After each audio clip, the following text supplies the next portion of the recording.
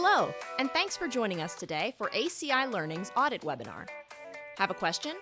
Use the GoToWebinar question box and we will answer as many as we can at the end. Now let's get started. Hello, and welcome to ACI Learning's webinar series. I'm so glad that you've joined us. Today, our presenter, Linh Truong, will talk about Agile Auditing in a dynamic world alongside Dr. Hernan Murdoch. Linh is a professional speaker and executive advisor focusing on Agile Auditing, corporate governance and culture, ERM, fraud, and anti-corruption. Linh has over 25 years of audit experience and is the Chief Audit Executive at North Texas Tollway Authority. She previously helped launch an internal audit function at 3 different companies.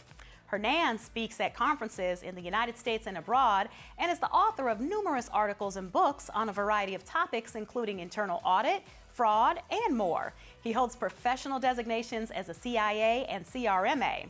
He currently serves as the Vice President of Audit Content right here at ACI Learning, and prior to that, he was a Senior Project Manager leading audit and consulting projects for clients in the manufacturing, transportation, high-tech, education, insurance, and power generation industries. So, what exactly is ACI Learning? ACI Learning trains leaders in audit, cybersecurity, and IT, delivering lifetime learning to over 250,000 engaged students, professionals, and organizations across 6 continents. Many of you attending today may know or have heard of MIS Training Institute, or MISTI. MISTI has been training auditors, risk and compliance, fraud, and information security professionals worldwide for over 40 years now. MISTI is now part of and rebranded as ACI Learning. Check us out at acilearning.com and follow us on your favorite social media. We'd love to get questions from you as we go along. Please put your questions in the question panel in GoToWebinar on the right side of your screen. We'll be sure to get all of your questions after the presentation. This webinar is also being recorded, and a link to the recording will be sent to you within a week. You can also download today's slides and any additional handouts by clicking on the links in the handout panel. Now, let's welcome Linh and Hernan to today's webinar. Thank you so much for joining us. Where would you like to begin? I am very happy to have you here because one of the things that has been very impactful in the audit profession is the adoption of Agile Auditing. And of course, it started in the IT space and we have adopted it and made some modifications in terms of audit. But a lot of organizations are still struggling in terms of how they go about implementing it. And you've had some experience as far as implementation and actually carrying it forward as well. So the sustainability aspect of Agile Auditing. But how about we start by taking a look at how we go about doing this? What does this entail? Where should we start? Right. So you're right, Dr. Hernan. I've implemented Agile Auditing for both small and large companies. And I'd like to walk us through kind of this roadmap that was used for implementing Agile Auditing at a Fortune 30 company that I've helped implementing the Agile Auditing. So with that, but let's take a look at what a roadmap for any company could look like in their journey to get to Agile Auditing. So the very first thing that you need to do is prepare for this Agile journey. And what that means is, have you talked to your key stakeholders? And when I say that, I mean, has the CAE, if they've decided to go on this journey, communicated the intention, the benefits, et cetera, to the organization, to their audit committee chair, the board, potentially the CEO, whoever their indirect dotted line report is. And so it's very important to get their buy-in first so that they are not surprised by this, right? So first get buy-in from all the important key stakeholders before you start on this journey. So that would be the first step. The second step. One of the quick things that comes to mind is that this is a departure from traditional auditing practice in the sense that you don't go for months, which is quite typical in many organizations. You don't go for months before the report goes out, but rather you're going to have some change in terms of how you report and how you interact with people. So as you talk about that and getting the stakeholders buy-in, I will imagine you need to explain what this is going to look like and how it differs from the traditional practice, correct? Right, exactly. And so not just at the highest levels and getting them on board with the idea. But as you implement Agile, the pilot project, the very first one, I would even recommend, and I did so to the client that I worked on, that in the pilot project, to have a few slides in the kickoff meeting with the first process owners that are subjected to your first Agile auditing pilot, to explain to them what that looks like, right? What exactly that looks like from the planning phase to the field work phase to the reporting phase, telling them all the differences and what they can expect. They'll be spending a lot more time with the auditors because Agile is a very collaborative effort. And so in order for the auditors to understand all the most important risks that we need to focus on, that requires a lot more communication. It won't be, okay, let's flip out our previous prior year work papers and just do more of the same for this year, right? So a lot more communication. Okay. What do we do next?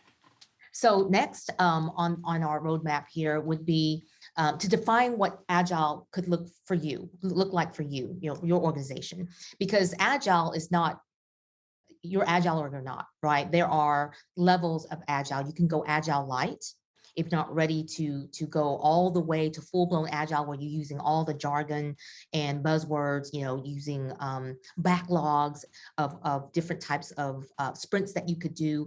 If you're not there yet, then you need to take it slow and maybe go Agile light, meaning you adopt some of the benefits and changes in Agile auditing. It could mean that you do a 4-week audit first. You don't go for the 1-week audit, which sprints are 1 to 4 weeks.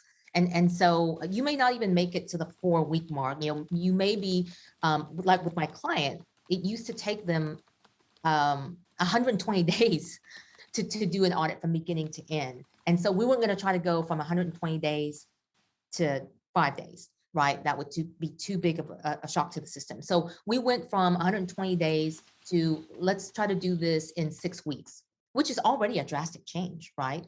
So you really need to define what point on the Agile scale you want to shoot for, and then where are you today? And then you perform that gap assessment and you find out where the gaps are and what action items you need to take in order to close the gaps. So that would be the next thing you do, is perform a gap assessment.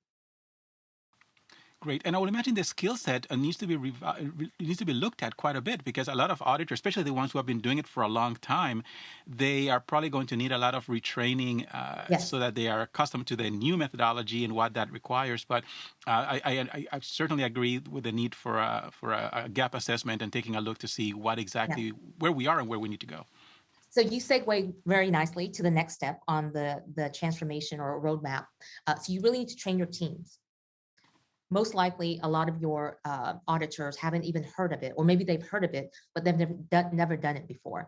And so that means training the team on the concepts of Agile, training the team on what Agile looks like in terms of planning the audit, in terms of what the risk assessment looks like now, and what the audit report looks like. So when I was working on that client, their audit report was done on Word document, so narratives.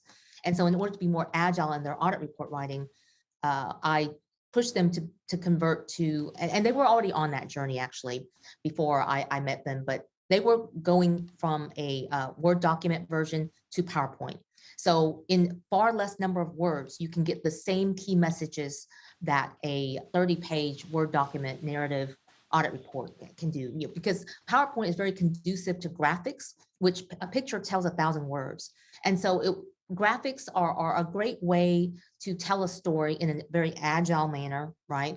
And so the audit report was really 1 slide per audit item, and that would be in the appendix even. So you're really relying upon the executive summary.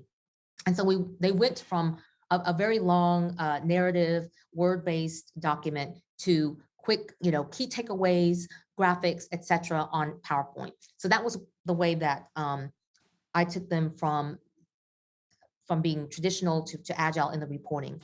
As far as risk assessment, I kind of took their hand and got them from a very traditional process-based auditing, where you're looking at every process within an audit area, and now going to a risk-based approach, right? Mm-hmm. What risks are we trying to address with this audit?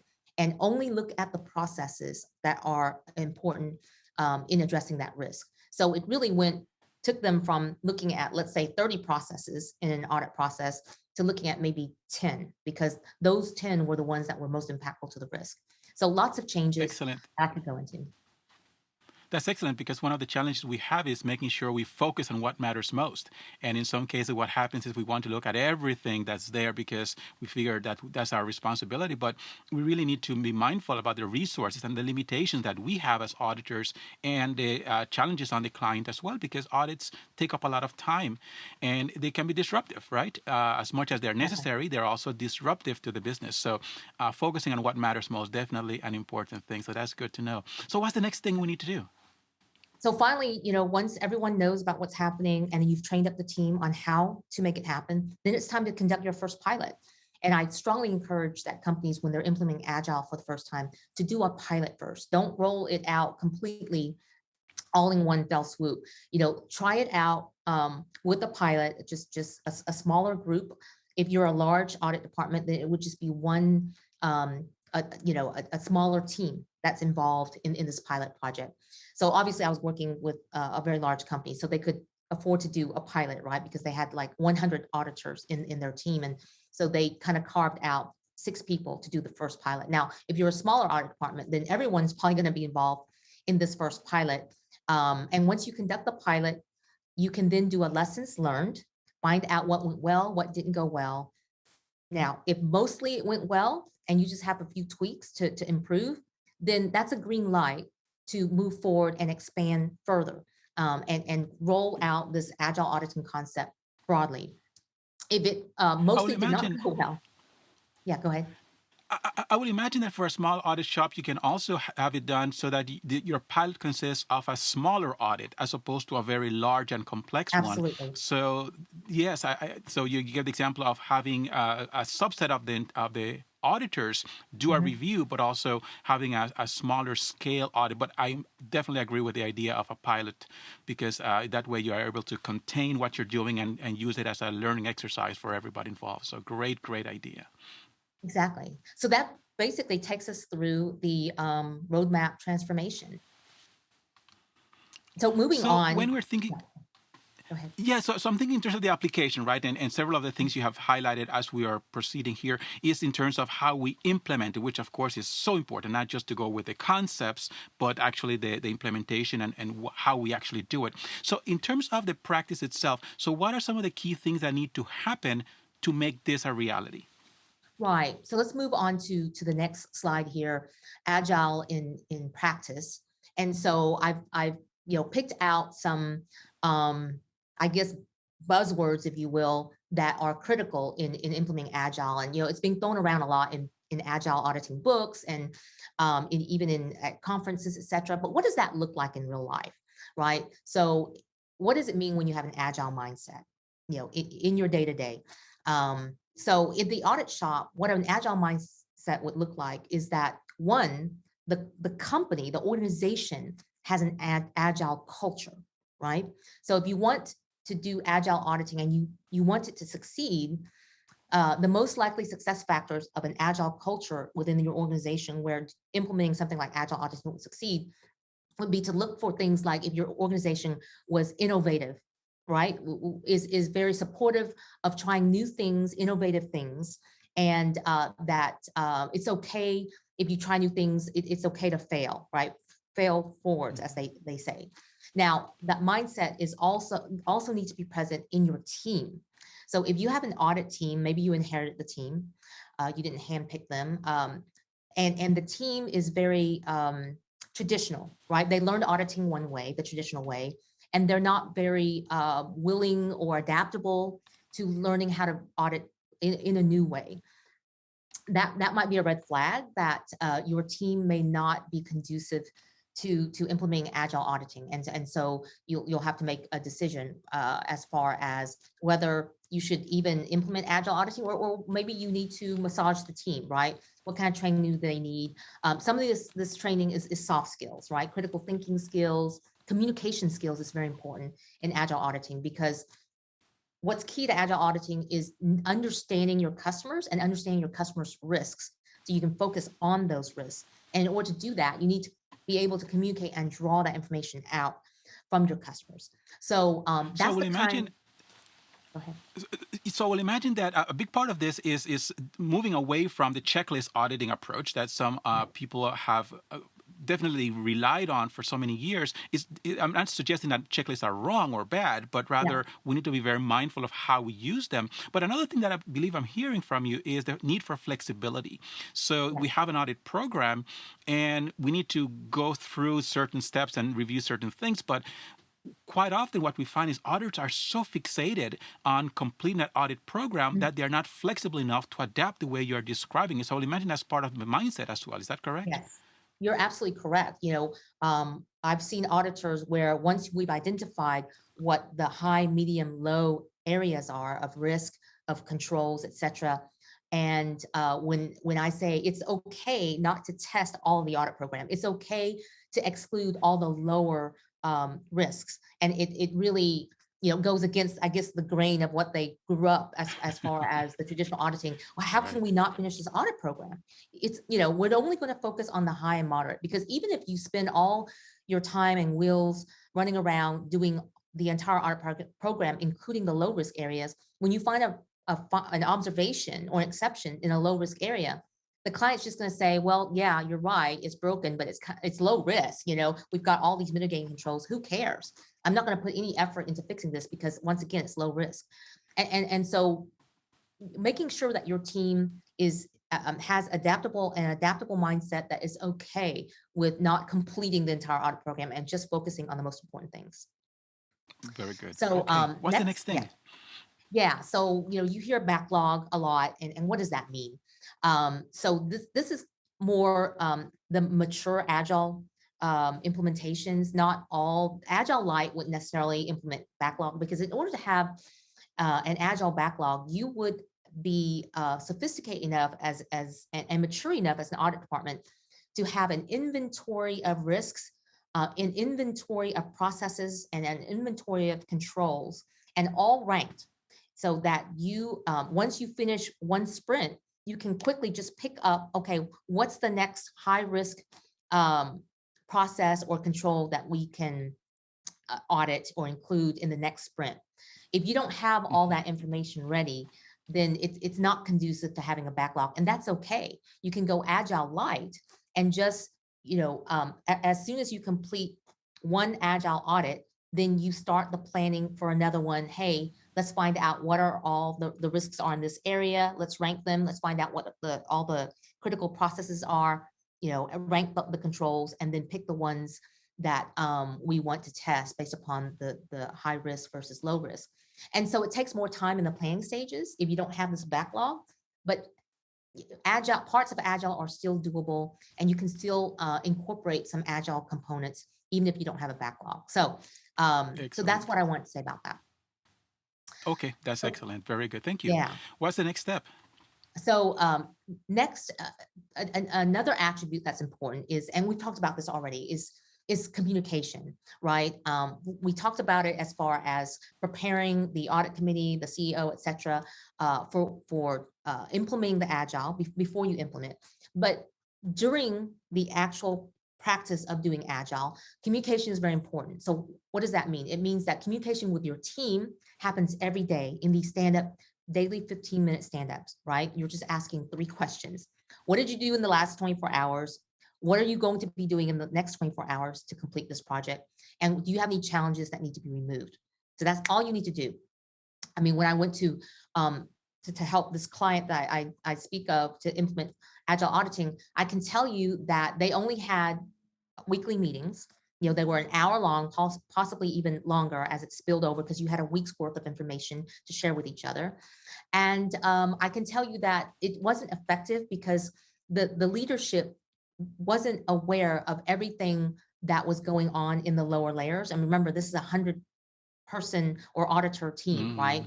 So it was very difficult to have visibility. But with these stand-ups and having 24-hour progress reports, the managers, the audit managers and supervisors knew exactly what everyone was doing.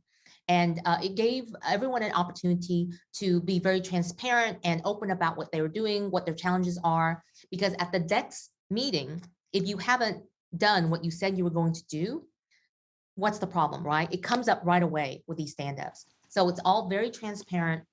You meet 15 minutes a day, and I guarantee you that 15 minutes a day will take about as much time as if you were to have a weekly 1.5 hour meeting. So You communication know is what? very important in practice.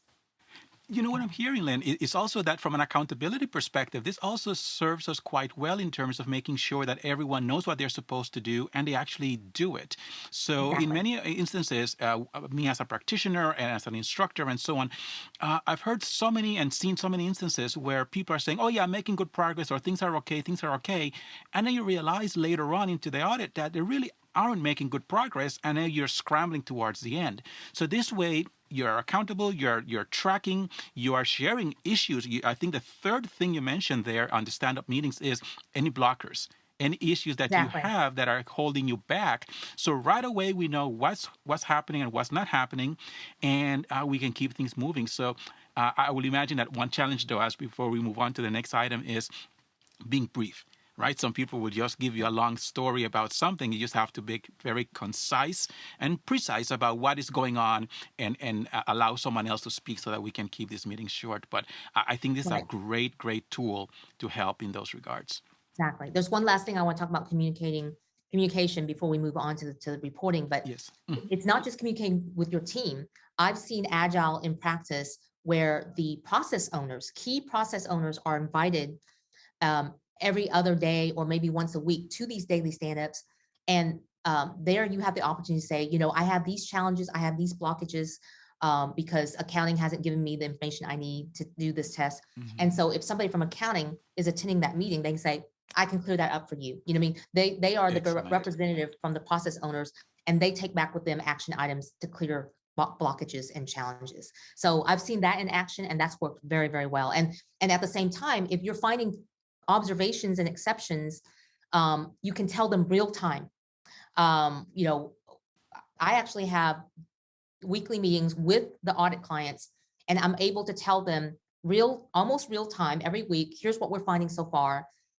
Here's your opportunity to tell us that it's not a finding or not. But that way you're validating your findings along the way, which means, and this segues really nicely into the next item, you can start writing your report along the way, real time. So as you Excellent. are validating your findings with the audit clients and they say, yep, you're right, it's a failure, you can write it. And by the time you end the field work, most of your audit reports already been written. So that's agile auditing and specifically agile reporting in practice. So that works really well. Perfect.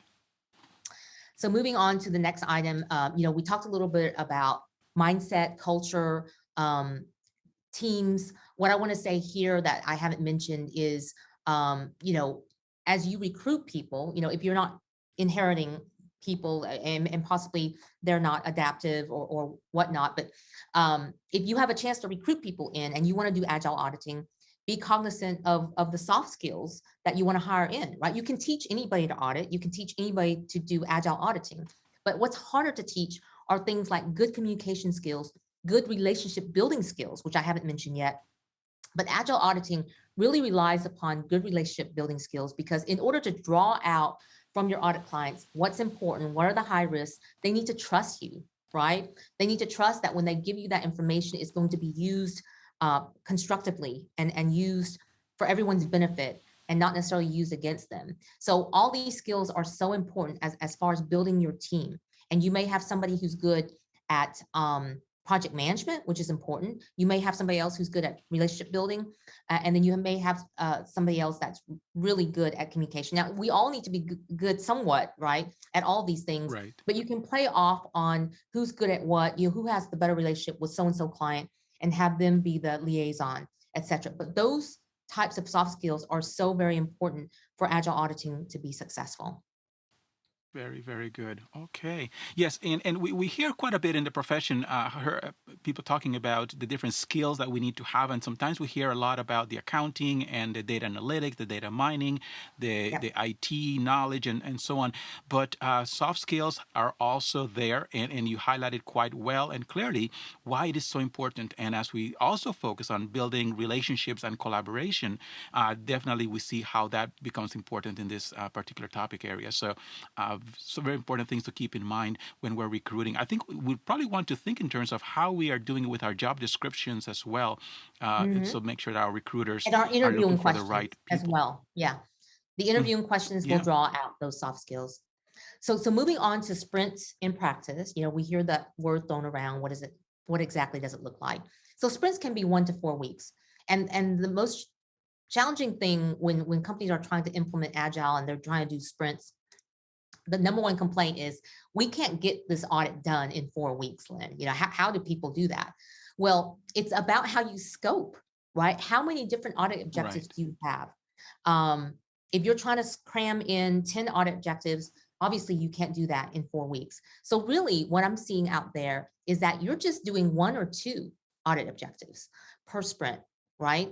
And maybe one audit objective, you're going to allocate 2 to 3 weeks to complete. And another audit objective is another 2 to 3 weeks. So you're talking about 4 to 6 weeks max to complete Hmm. an audit. And so that's how you do this in a shorter period of time is you do less, but you're getting more. Why? And we'll see that in practice in an actual example. But you're focusing on the most important, highest risk, and the most impactful controls that you can test, and then you're ignoring the Right. rest. You're not trying to do A to Z auditing. And so if you filter out the most important tests that you can do, then you will get to the jugular, right? You will get to the heart of a matter. You will find the most vulnerable pieces if you can scope and risk assess your agile auditing accurately and strategically and very focused. You don't really need to spend that much more weeks or that much more audit objectives or test that much more controls. But we'll Excellent. kind of walk through an actual example to show you how that looks like. Okay. And then Very good. finally, Now, what tools. about the tools? Yeah, Yes, let's talk a tools. bit about the tools. So, we know that data analytics helps us to do audits faster. So, what I want to stress here is data analytics doesn't just help us with the field work faster as far as testing, but use it for planning and scoping as well, right? If you've got Hmm. 5 business units and you're doing a contract audit and you're wondering which business unit is worthy to visit, right? Because you don't have the resources to visit all 5. Use data analytics to find out where most of the exceptions are falling out, right? And it could be that 2 or 3 of the divisions or business units will kind of stand out as having the most problems with a certain policy or a certain control, and then you just focus on Right. those instead of scoping in all 5 divisions or business units or whatever it is that you're dealing with. So data analytics is a tool that can be used very well in agile auditing, as well as GRC software, because what I'm seeing nowadays is companies who are very mature in implementing GRC software. They've got a database of risks. They've got a database of processes and controls throughout the company, instead of it's comprehensive and holistic. So you can Right. kind of chop and slice and dice and see where does this risk cut across the entire organization, through crossing all different types of functions. And if this control helps this business unit, where else can this control help tackle the same risk in another business unit, right? You'll be Right. surprised a lot of times as a company grows very large, the right hand doesn't know what the left hand is doing. So if you have a really good GRC software tool, you can see risks and chase it across the entire organization. And it makes you much more impactful as an auditor in scoping and risk Excellent. assessment. Yeah. Great suggestion there. Great. Yeah. So are you ready to look at an actual example of how to build an audit program in Agile auditing? Absolutely. Yes. Let's take a Okay, look. let's do this. Okay. So how do we get from the traditional audit program of, okay, here's process, ABC. Let's say it's contract management process. There's maybe 5 different policies and procedures that support the contract management process. And within those 5 policies and procedures are probably, 300 different processes and 200 different controls. Yeah, I'm just making this up. So that's overwhelming. We can't possibly spend thousands and thousands of hours testing all the controls. So how do we go about finding out, right? In this first set here, we're trying to find out what are all the policies and procedures related to addressing this risk. And if all these circles are all the policy procedures, which ones are the most critical procedures that impact mitigating this risk? So there could be, looking at the red dots as the most critical policies procedures that impact the risk that you're trying to address, we will just pick those policies and procedures, right? So you're already right there. You're doing a smaller subset of the entire population. Then within, so we filtered it out for just the critical policies procedures. So we have a smaller subset. Now, embedded within those policy procedures, you need to find out where are all the control points, right? There could be, I don't know how many, 100. From those control points within those only critical policy procedures, what are the key controls? We speak of key controls in SOX, Sarbanes-Oxley, financial auditing, but there are key controls in any discipline, right? What are the key controls in procurement? What are the key controls in contract management? So now you filtered out even further. You're not going to test every control within those critical policy procedures. You're just going to test the key controls. So now we've got even a smaller subset of the original population. And so finally, you filter again on just the key controls. And so what are the test steps that we will test in order to test just these key controls from just the critical policies and procedures, right? And so now you're going from what was a population where you could potentially have tested all those dots on the graph to just testing 3. These are the most important controls to test from the most important policies and procedures related to addressing this risk. And that's how you can get to the reddest of the red, right? The most important things that you can test. And there could be more dots, but you can do that in another sprint, right? But you need to contain the amount of test procedures you do in order to get it done in 1 to 4 weeks, which is the ideal. Because one of the benefits of Agile auditing is to get information to our process owners in a timely manner, right? It used to take us 90 days to complete an audit. And so by the time you deliver the report, the information is stale. So this is what our Agile auditing looks like in practice. So this is a very good illustration and a very good methodology when we're thinking in terms of the standards and we talk about risk-based auditing, because we're not doing it control-based, we're doing it risk-based and focusing on the things that are most impactful. Yes, exactly. So no more are we turning over every stone, right? I remember in the old days when I was a first-year auditor, if you can believe it, 30 years ago, where, revenues is so important. We're going to have to audit the revenue cycle every year. That makes sense. Now, there's 100 steps in the procedure, in the revenue cycle. We're going to test every single one of those steps. And so that's what I used to do in internal auditing, and it would take forever to test all the different steps in the revenue cycle. But now we're going to pick out the most important procedures, the most important controls within those procedures, and only test those. And, I know this is cringe for a lot of auditors, but we're not going to necessarily test all the controls. Just like your big four, your external auditors aren't testing every financial control. They're just testing the key controls. We can adapt that concept for all the other processes and functions within the organization. Another thing that comes to mind is that as we are focusing on the things that are most important and most impactful to the business, so if you find an anomaly, if there's an issue, and then you bring it to management's attention, by its own definition, it will then relate to something that's important to them. So we focus on the more important things, we review those, we try to pursue those objectives and answer those key questions.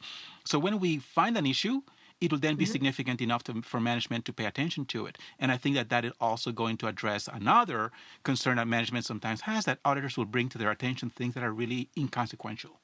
That's right. And you segue very nicely into something I wanted to cover in this webinar, which is how do you sell it? How do you sell Agile auditing? Well, you sing the benefits of it, right? And you just mentioned one of the most important benefits of Agile auditing is that we will be covering the most important things to management because we're asking them what's important. We're not sitting in a dark room, in a corner doing our audit risk assessment without collaborating and communicating and coordinating with them to find out what is most important to them, not what we think is important to them, but what they say is important.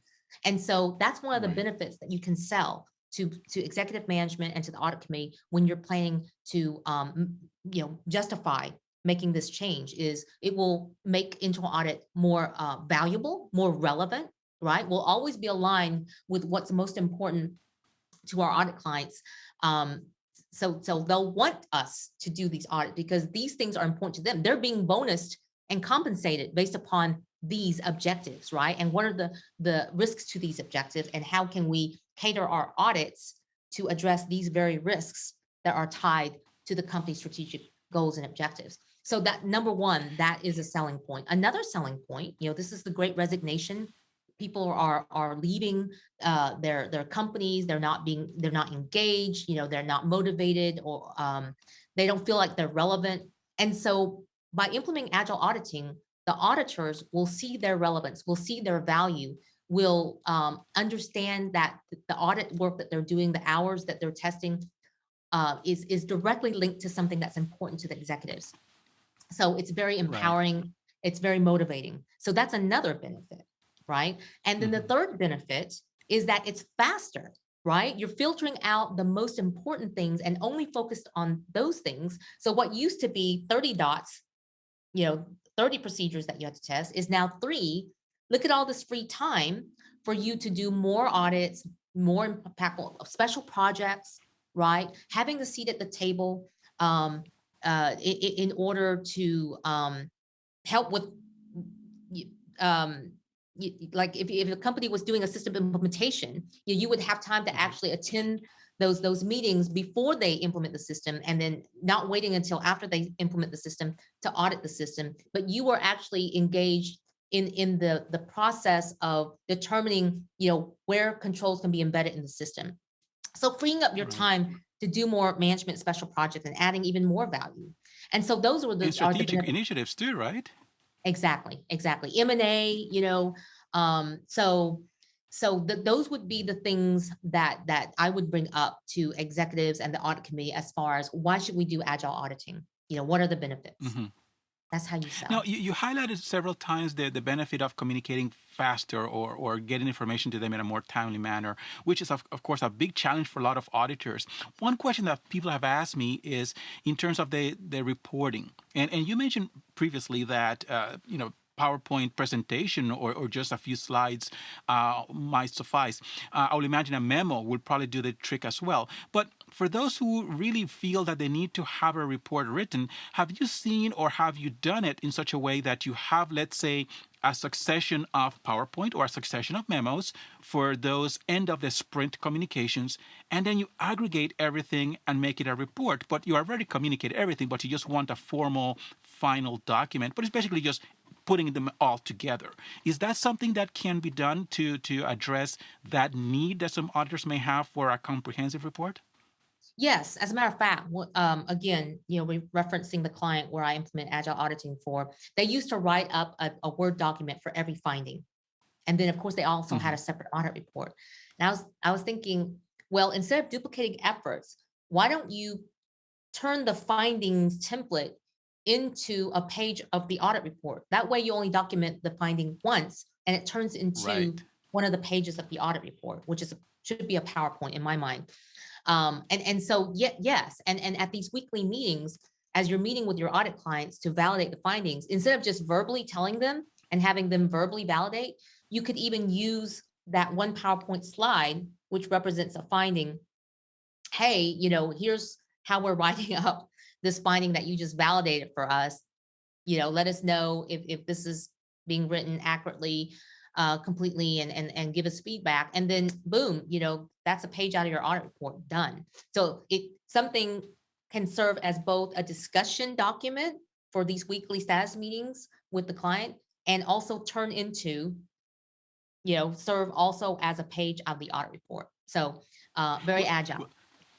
So that has another benefit that I am hearing as well, which is in terms of the administrative cost of every audit. Because one of the burdens that a lot of auditors endure is how much time it takes to write the report. And of course, there's a lot of wordsmithing and back and forth and 15 copies of the draft and everything else. So this simplifies it. So now you have a lot more time for more effective planning and field work, and the reporting is simplified. Right. I mean, if you think about it, writing a report in Word produces a lot more volume of words to wordsmith, right? Than if you were writing it in a PowerPoint where you're just having bullet points, key takeaways, very few full complete sentences. And so there's less margin for error, right? There's less wordsmithing going on because there's just simply less words. You're using graphics, which PowerPoint is very conducive to graphics. PowerPoint, not so much, or I'm sorry, Word document, not so much. And so, we mentioned using graphics for more agile reporting. But I find that, I've done it, moving from Word to PowerPoint, the discussion just goes much quicker. There's a lot less words for them to have to read and fight over, if you will. So definitely PowerPoint is really, plus most of the board meetings are in PowerPoint. And so you're just aligning your audit report format to board materials. I stepped in a situation where all the board materials were in PowerPoint, and then the one outlier was this Word document audit reports. Why? Let's have it all in PowerPoint. That's what the board is used to. Right. No, another thing that comes to mind is, again, going back to the standards, and I know as an instructor that this comes up quite often in my seminars, that people will refer back to the standards because we need to comply with them. So I like to also make that connection. The standards do not say you have to write a report. The standards say you need to communicate the results of the engagement. Right. So by being flexible, by being modern, by using a tool that conveys the message but simplifies it for everybody involved, not just for the auditors. It's not just for our sake, but also for the audit community, like you rightfully just highlighted. We can make it so that we convey the information to everyone involved in a better way that is more modern, more visual, and that saves everybody a lot of time preparing and reading it. So I just wanted to put that out there as well, because I know sometimes the question is, well, what about the report? Well, there are different ways we can communicate, which is what the standards are actually asking about. So this has been very, very helpful there as well. Yeah, and you segued nicely in. Yeah, go ahead. No, I was just going to say, go ahead, please, go ahead. You're segueing in nicely into the final point of agile auditing, which is the work papers. How do we make our work papers more agile? Well, the standards don't prescribe, how detailed your work papers have to be. They don't have to be exhaustive, to your point, Dr. Hernan. Now, what I've seen a lot of times in these older legacy organizations, but especially with 100 people in the audit team, they have so much resources that they've kind of added a lot of administrative nightmare to their work paper process. And so you have so much duplication of effort. And if you can just consolidate everything into one document instead of having 50 different documents that support an audit, it will cut your man hours by so much. It would be unbelievable. I've seen an organization where I implement agile auditing, and they went from spending 1,000 hours on an audit to less than 400 hours. And a lot of it was the work papers. So that's my final thought on how to go to agile auditing. Thanks, Lynn and Hernan. To our viewers, if you have any questions, be sure to enter them right now in the chat panel on the right side of your screen. Before we get to the Q&A, I'd like to tell you about Audit Pro TV. Audit Pro TV is a subscription-based, on-demand CPE earning platform that's effective and also engaging. A one-year subscription costs less than a 3-day classroom course. Your subscription gives you access to training libraries of internal and IT audit, fraud, risk, and cybersecurity at any time from anywhere.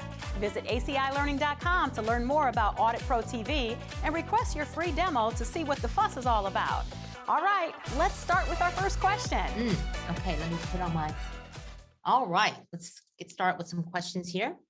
Regarding having a backlog that can be considered as an annual audit plan set from the start of the year. So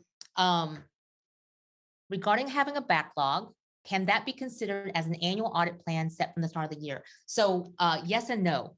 So yes, you need to have an annual audit plan. You know, I'm sure the audit committee would expect that from you. But in order for it to be more agile and allow you to have some semblance of a backlog, you definitely need to go from a fixed annual audit plan to a rolling quarterly audit plan. So every quarter you tack on another quarter's worth of anticipated audits, right? And you're meeting with your key stakeholders every quarter in order to update what needs to be moved around, right? Because risks, especially in this dynamic world that we live in, certain things could go down, certain things could go up. So you don't want to be working on a fixed audit plan based upon information 12 months ago, right? So it really needs to go to a quarterly rolling audit plan. As a matter of fact, I meet with the executive team every week. And so I know what's happening in the world every week. And obviously, you know, that doesn't mean that every week there's a change to the audit plan. But based upon these weekly meetings, there may or may not be a change in the audit plan. But if there is, that's justified based upon my ear to the ground with the executives, then obviously on a quarterly basis, I would communicate to the audit committee what changes are being made to the audit plan and why, right? Based upon what information. So that's what I recommend as far as doing your annual audit plan to be more agile. Great question. So you have been using the word agile so frequently in your talk. May you kindly describe the meaning of the word agile in your own way? What does it mean to you?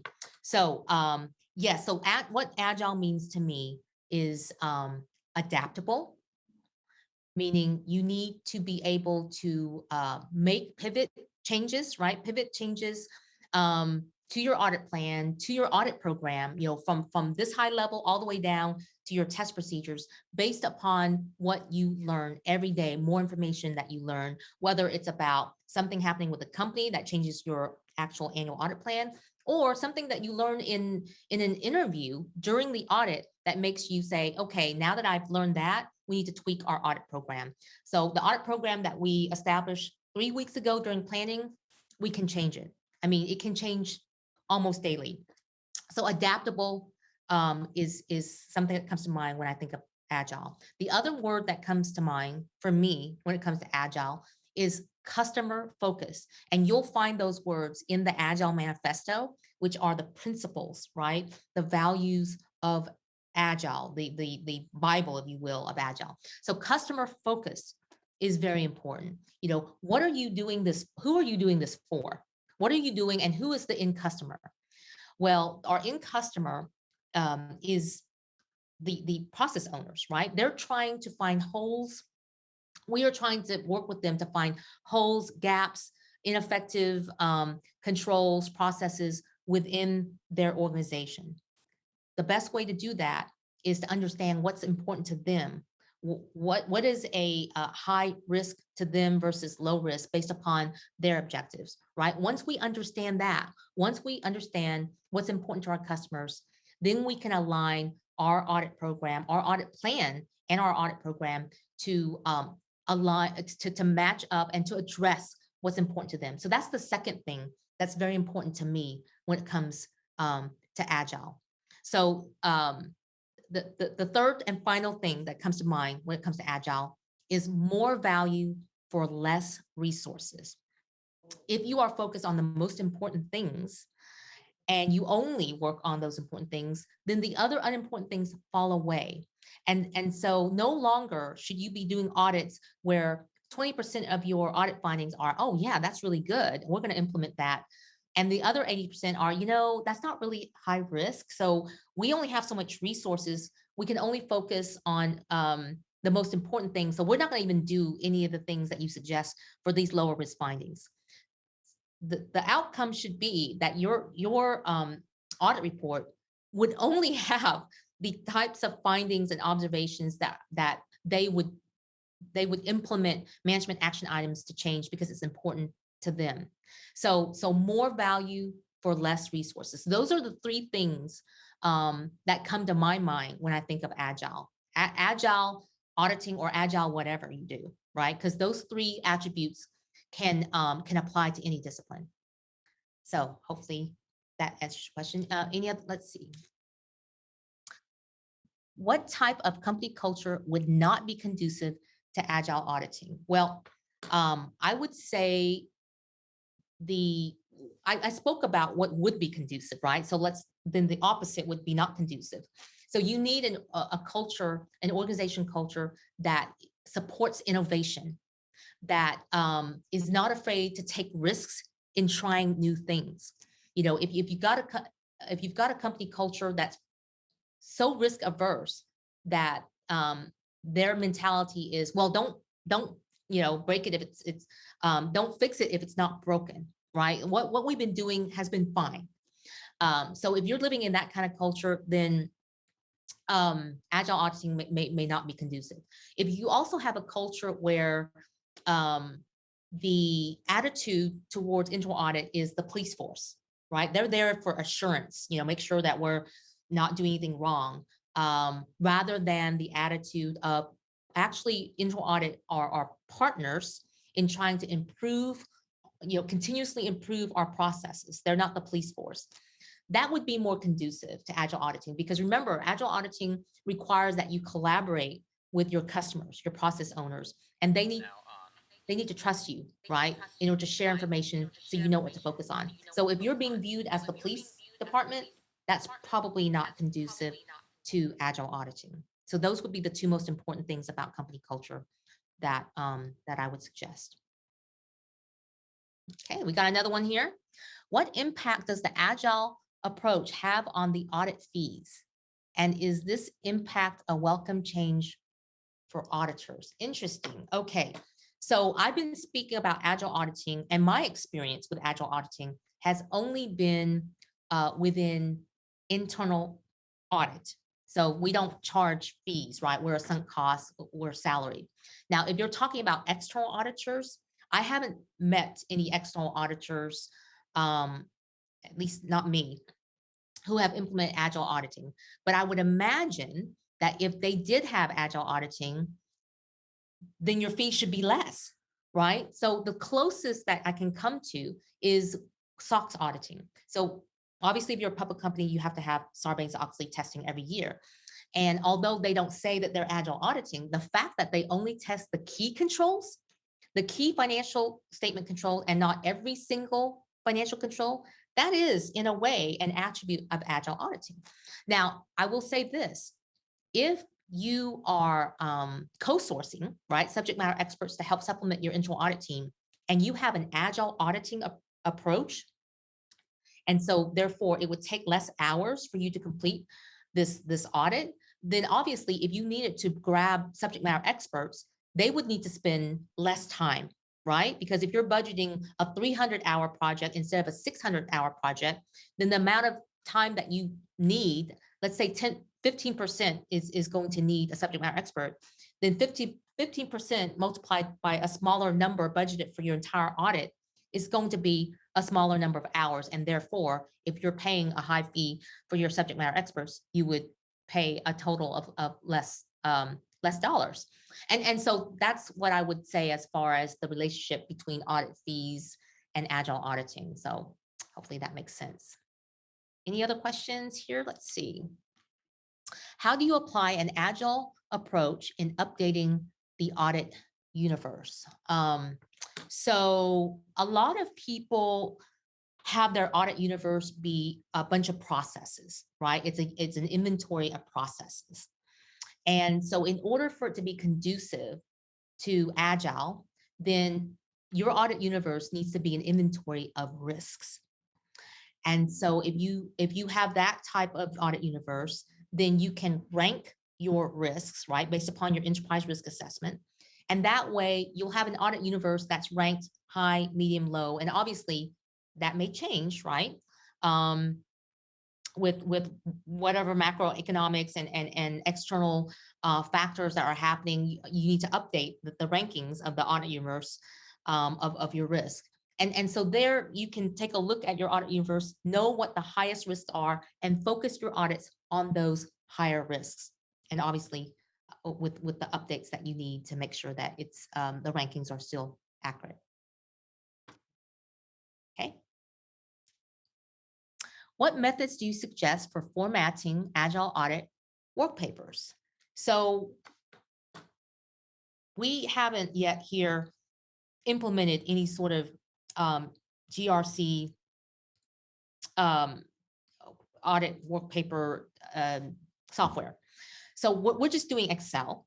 But I can tell you that when I first came on board, we probably had 50 different documents per audit, whether that be work papers, individual work papers for every test step, individual write-ups of each observation, a memo documenting every single interview.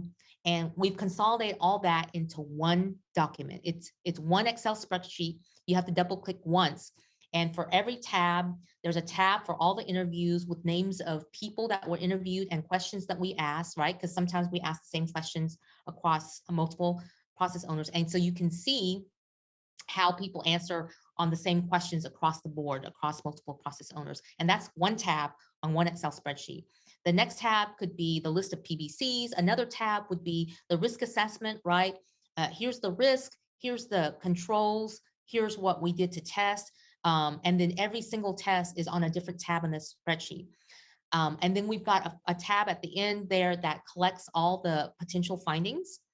So every time we have a finding from either an interview, it references another tab that collects all the findings. And then for every test that's completed, if there's a finding from there, it references yet more findings on the findings page. So everything associated with documenting work papers for that one audit is on one Excel spreadsheet. And so you don't have to have fancy tools. We consolidate 50 types of documents into one document, and everything can be found on the tab. There's links back and forth between findings and the test work, the test steps themselves. And then the only other document that we need is the PowerPoint audit report. So with two documents, an audit program, the entire audit from A to Z with two documents. So that's how we do Agile work papers here in my world. Any other questions? Well, we don't have any more questions. It's been fantastic. I've had a lot of fun. I hope everyone out there has learned a lot, and my information is available if you have any follow-up questions. But thank you so much for your time, and I hope you've learned something, and I hope you're able to sell the Agile auditing in the future and implement some of the things that you've learned here today. Thank you so much. Thank you for joining today's webinar. You will receive a link to the webinar recording delivered to your inbox. See you next time.